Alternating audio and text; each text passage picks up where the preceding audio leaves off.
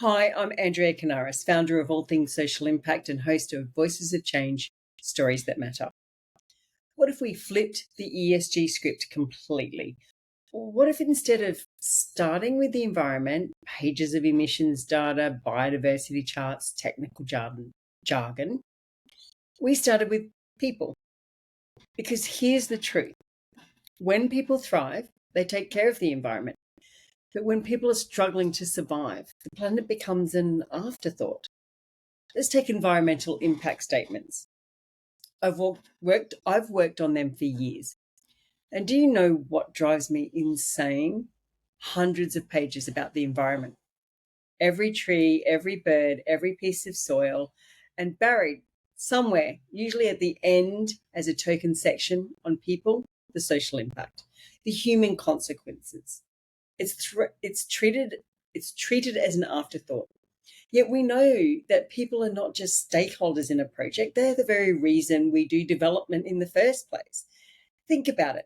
If families are secure, if communities feel hopeful, if people have jobs, education, healthcare, and dignity, they are far more likely.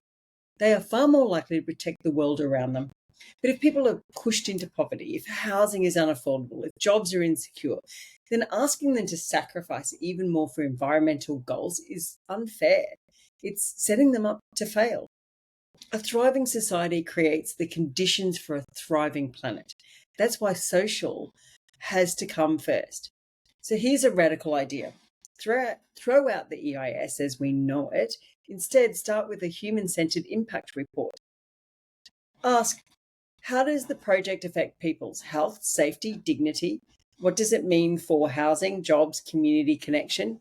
Does it lift people up or push them down?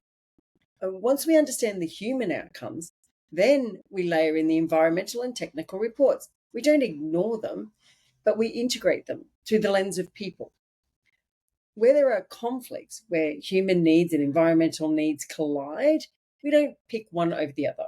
We work out how to balance them. Because the truth is, planet and people are not enemies. They rise and fall together.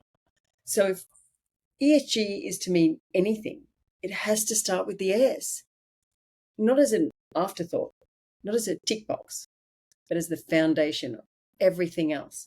Because a system that saves the planet, but because a system that saves the planet but sacrifices people isn't sustainable, and a system that helps people thrive but destroys the planet isn't sustainable either, the only way forward is human-centered.